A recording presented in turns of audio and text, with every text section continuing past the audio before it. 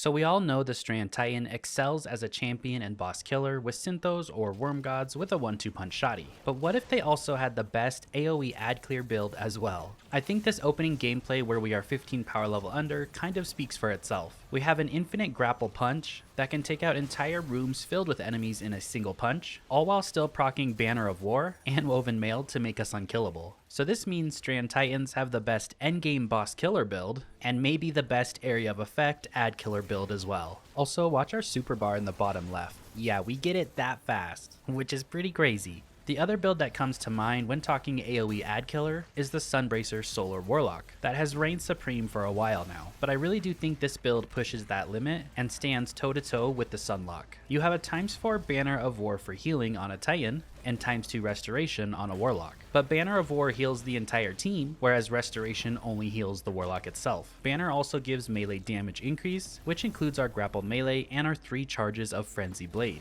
which on their own is strong melees. The Warlock, however, does get an ignition proc off their melee, so that is extra damage. Now our single punch can clear an entire room, but so can a Sunbracer Warlock with those solar grenades. But I think the most important thing is the ease of use of the Strand Titan. It's a single grapple punch. That's it. The punch procs Banner of War and can easily hit a ×3 or ×4 in a single punch. It procs our melee damage increase. It procs our Woven Mail as well by creating a Tangle and getting Woven Mail off that. And that Tangle can give Woven Mail to the entire fire team. So healing from Banner of War to the fire team and Woven Mail from the Tangle. That's some awesome support right there. Now imagine what a team of Marvel characters that could defeat any villain would look like. Marvel Strike Force offers a gameplay experience that's both familiar and thrilling. It combines turn-based strategy elements with the excitement of real-time combat, which creates a gaming experience that's easy to pick up and play. And in this game, you get to assemble a team of your favorite Marvel characters, both heroes and villains. Whether you're a fan of Spider-Man, Black Widow, Iron Man, or Loki, you can collect, upgrade, and battle alongside these iconic characters. It's a dream come true for Marvel enthusiasts. One of the most exciting aspects of the game is the ability to unlock and add new characters to your roster. The thrill of discovering and recruiting new heroes and villains adds an element of surprise and keeps you motivated to explore the Marvel universe. And then we get to take full advantage of these heroes because Marvel Strike Force offers an array of engaging campaigns and regular events. You get to dive into a rich storyline as you battle across iconic Marvel locations and face off against legendary foes. Now for a limited time this month, if you use the QR code that you see on screen or click the link down in the description, you'll unlock these exclusive characters for free just by logging in. Celebrate the upcoming release of Marvel Studios' The Marvels by unlocking Captain Marvel or Miles Morales for free until December 31st. If you guys enjoy anything to do with Marvel, then I urge you to play through this visually stunning mobile game experience and leading your favorite Marvel characters in this superhero game. The world of Marvel has never looked so good in a single player game. I know you guys will enjoy it. Also, if you use my promo code down below, you'll get an extra character and Gambit, 500 power cores, and 5 premium orbs for a limited time. Don't miss out on this.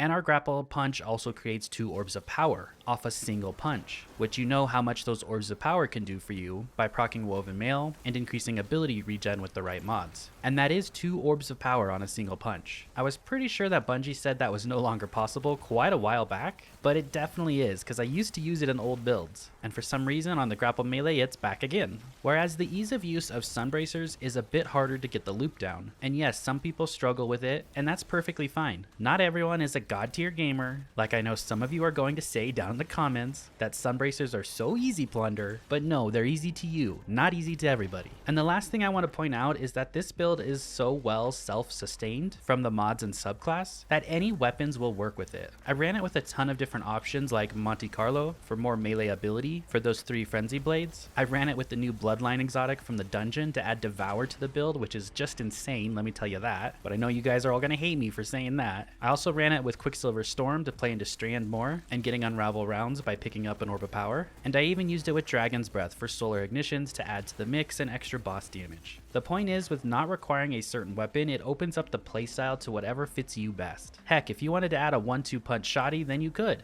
Now everything starts with our grapple, and we need to get that bad boy back as quick as possible to make the build fun and viable in all the different content. I ran it in a coil, took me 40 minutes to beat it, and it was fun clearing those rooms of enemies. The first thing we take is Thread of Generation as a fragment. Dealing damage grants grenade ability energy for each damage instance. Now the more damage output you do, the better this fragment works. And what's great about the grapple melee is we're doing so much damage with a ×whatever Banner of War for the melee increase. We're doing crazy AOE damage, so that's adding added damage to Thread of Generation, and then we also have the unraveling projectiles doing damage and threadlings popping out doing damage. And that's just on our single melee. So off the bat, we get a lot of melee back just from the damage we're doing. On our gauntlets, we take a firepower mod and we take 2 heavy-handed mods. This means that every 10 seconds, when we use that grapple and punch into something, we will spawn 2 orbs of power off a single kill. And then every 5 seconds, we get another orb of power from heavy-handed, since we have 2 stacks of that on. And those double orbs are going to do a lot for us. That's because we add the 3 mods on our boots, and that is Absolution, Orbs of Restoration, and Innervation. These all give ability energy when you pick up an Orb of Power, and by combining all 3, we get 25% to our grenade back from 1 Orb of Power. And that initial grapple